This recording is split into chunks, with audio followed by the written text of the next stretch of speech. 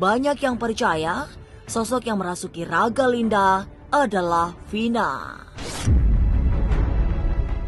Hingga saat ini pun nyaris tak ada yang membantah bahwa Linda kesurupan arwah Vina.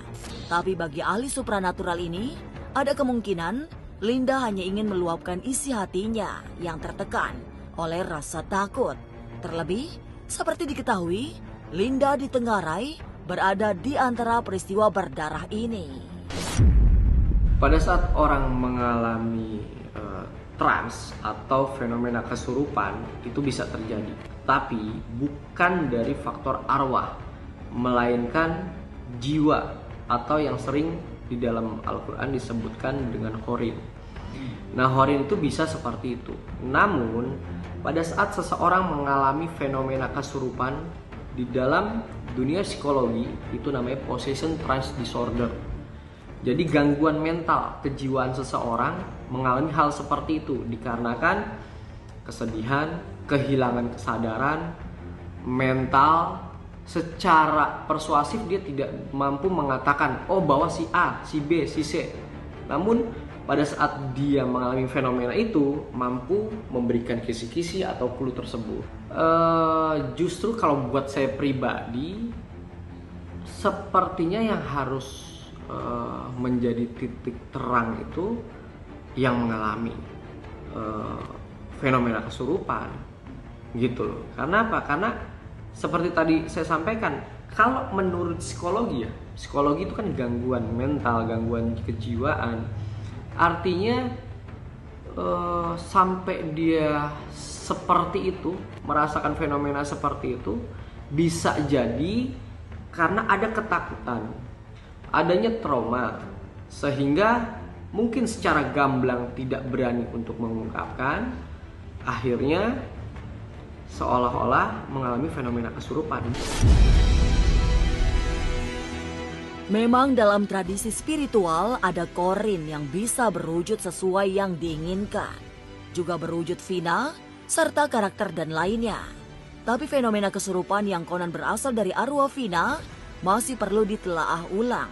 Sebab bisa jadi ada alasan lain yang membuat Linda mengaku seolah-olah kesurupan.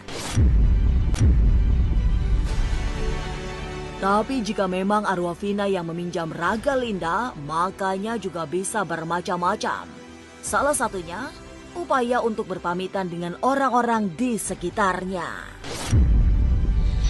Pada saat seseorang melakukan kesalahan, dia bukan berarti dihantui oleh sosok gaib atau sosok orang yang sudah meninggal, tetapi lebih dihantui perasaan bersalah.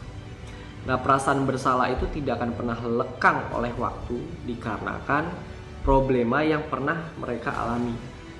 Sehingga hal-hal tersebut pasti setiap waktu akan menghantui orang-orang yang memang melakukan kesalahan tersebut. Horin itu mampu menjadikan sebuah karakter, sifat, watak yang sama kepada setiap individu. Karena horin itu dimiliki oleh setiap manusia. Dia bisa menyerupai orang tersebut, dia bisa menyerupai suara, watak, karakter, sifat, dan lain sebagainya. Bisa juga itu adalah sebuah pesan, sebuah simbol yang mana mungkin ingin berpamitan, bisa jadi. Polisi menyatakan 2 DPO tidak ada. Padahal 3 DPO yang harus diungkap adalah bagian dari amar putusan pengadilan. Tapi apapun itu, menurut seorang ahli spiritual, kasus ini akan segera terungkap, bahkan sebelum akhir Mei.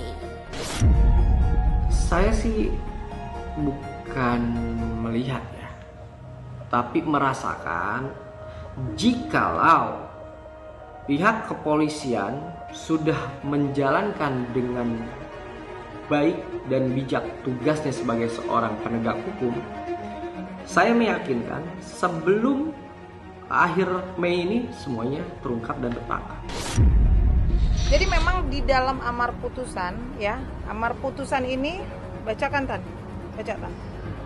saya bacakan ada beberapa barang bukti. Singkatnya, semua barang bukti tersebut di atas dikembalikan kepada penyidik Reskrim Polda Jabar untuk dipergunakan dalam perkara lain, yaitu atas nama Saudara Andi, Saudara Dani, Saudara Peggy alias Peron. Jelas ini.